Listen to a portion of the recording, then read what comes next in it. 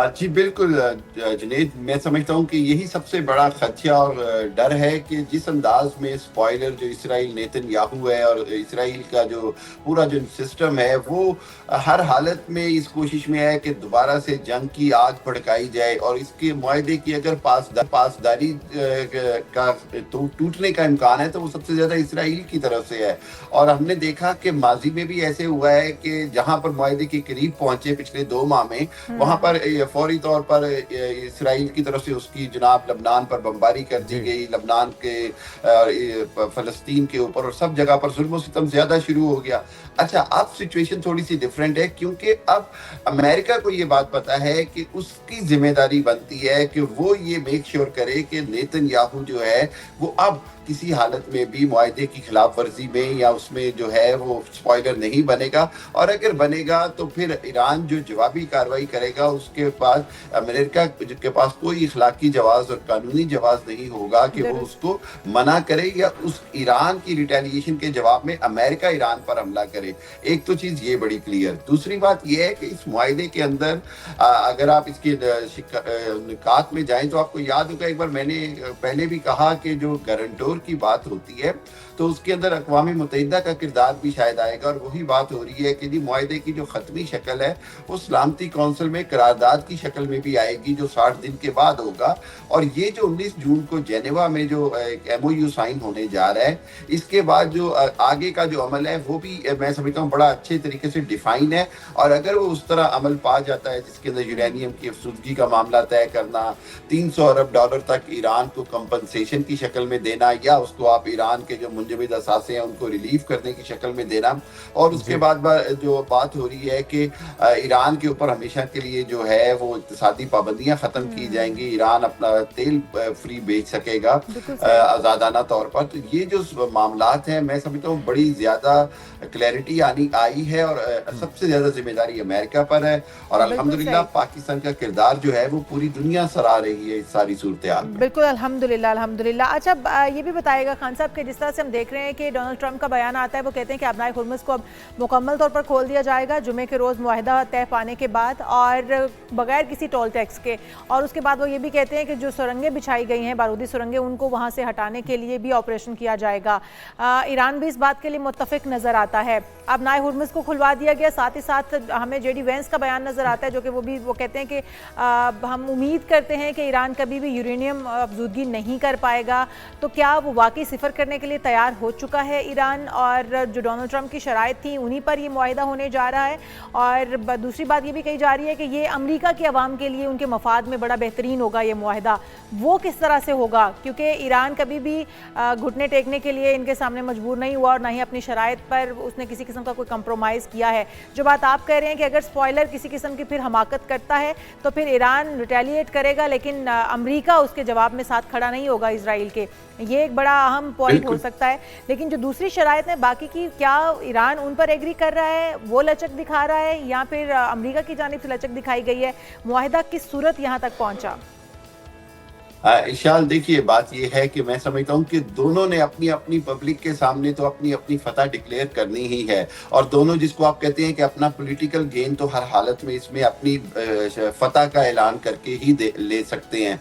लेकिन एक बात जो है वो बड़ी क्लैरिटी के साथ हमें नजर आ रही है, वो ये कि ईरान जो है वो बहरहाल जंग के अंदर भी बेहतर पोजीशन में था, और इस मुआहदे की शक्ल में भी देखें फौरी तौर पर यूरेनियम के हवाले से ईरान ने अपना मौक़िफ़ मनवा लिया कि जी वो अमेरिका के हवाले नहीं करेगा बल्कि कोई फार्मूला तय पाएगा।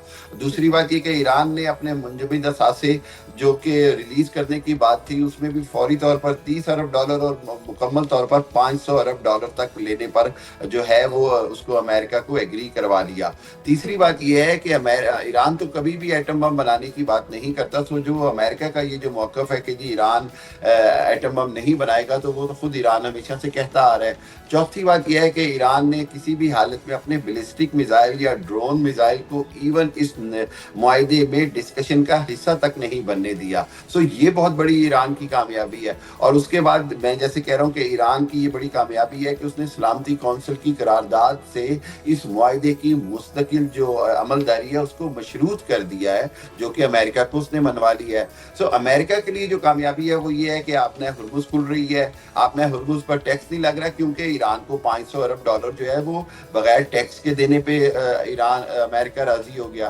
तीसरी बात ये है कि अमेरिका के लिए कामयाबी ये है कि ये अभी की जो जंग बंदी है इसके अंदर जो आज़ादाना तौर पर जो आमदोरफ्त शुरू हो जाएगी आपने हुर्मुज़ के हवाले से, जो दुनिया पूरी चौक हुई थी ऑयल सप्लाई के हवाले से, फूड सिक्योरिटी के हवाले से, वो अमेरिका अपना क्रेडिट लेगा। लेकिन यहीं पर अमेरिका ये बात मैं समझता हूँ कि खुद अमेरिकन पब्लिक भी जानती है कि ईरान ने बहरहाल अपनी टर्म्स में कंप्रोमाइज उस तरह नहीं किया, लेकिन बहरहाल जब मुआहदा होता है तो दोनों लचक को दिखाना लचक पड़ती है। अच्छा, ये 60 रोज का जो एक ट्रायल पीरियड होगा जिसके अंदर दोनों एक दूसरे को आजमाएंगे कि कौन कितना जो चीज़ें तय पाई हैं, जो नुकात तय पाए हैं मुआहदे के अंदर, उस पर अमल कर रहा है, ये कितना क्रिटिकल हो सकता है, क्रूशल हो सकता है, क्योंकि एक मुसलसल थ्रेट की सूरत में नेतन्याहू की तो ख्वाहिश होगी, क्योंकि उसका अपना सियासी सर्वाइवल भी इसी में है कि ये जंग यूं ही चलती रहे।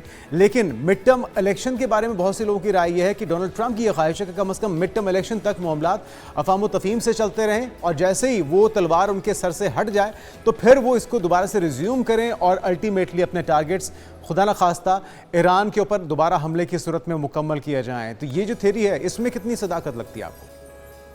देखिए जुनैद, बहरहाल खदशात जो हैं बिल्कुल वो तो हमेशा से रहेंगे जब तक ईरान जो है वो बहरहाल डटा हुआ है। ईरान ने बहुत सारी कामयाबियां हासिल की, लेकिन एक चीज़ हमें समझनी होगी कि दुनिया जिस जगह पर थी और जिस जगह पर से पाकिस्तान और बाकी ममालिक के किरदार से वापसी हुई, ये बहुत बड़ी कामयाबी है। एक बात है कि जिस अंदाज में ईरान ने अमेरिका को यहाँ पर टारगेट किया, अमरीकी अड्डों को टारगेट किया, उसके नतीजे में हम फिर भी उम्मीद है कि ये मुआहिदा होने जा रहा है। खुशाई है कि ये मुआहिदा बिलाखिर जो है वो पाए तकमील तक पहुंचने जा रहा है। स्पॉयलर्स जो वो अपना किरदार अदा करते रहेंगे, लेकिन इस पर पहरा देना होगा अमेरिका को। उन तमाम स्टेक होल्डर्स को भी बहुत शुक्रिया। हमारे साथ डॉक्टर हामिद खान अल मशरिकी साहब मौजूद थे, शामिल करते हैं। Stay with us.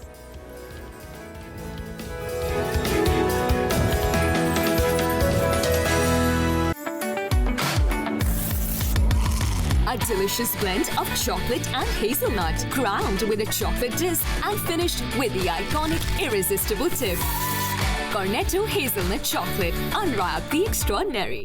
नया लाइफ बॉय शैम्पू एलोवेरा और मिल्क प्रोटीन फॉर्मूला के साथ बनाए बाल मजबूत, और वो भी बेहतर कीमत में। पूरे 50 रुपए की बचत के साथ लाइफ बॉय शैम्पू, कुदरती मजबूती का न्यू लुक। यहाँ तो बड़ी बेहतरीन तैयारियाँ चल रही हैं। घर की पहली शादी है तो सब बेस्ट होना चाहिए। तो फिर टॉयलेट की सफाई के लिए कुछ बेहतर क्यों नहीं? हार्पिक के तेजाब से 10 गुना बेहतर, क्योंकि इसका गाढ़ा फॉर्मूला सतह पे ठहरे और दे चमकता साफ टॉयलेट। अब नई महकती खुशबू के साथ सफाई और खुशबू, अब हुई बेहतरीन तैयारी।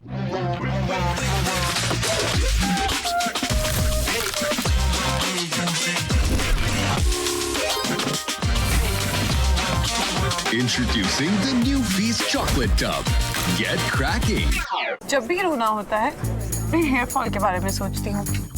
मेरे बाल। Mavra Stop Crying, use Sunsilk hair fall solution arginine और विटामिन ई के साथ। ना बाल गिरेंगे ना आंसू। Sunsilk works. A delicious blend of chocolate and hazelnut, crowned with a chocolate disc and finished with the iconic irresistible tip. Cornetto Hazelnut Chocolate, unwrap the extraordinary. एक माँ ही बनाती है बेटी को मजबूत। नया लाइफ बॉय शैम्पू एलोवेरा और milk protein formula के साथ बालों को बनाए मजबूत। लाइफ बॉय शैम्पू, मजबूत सोच, मजबूत तुम।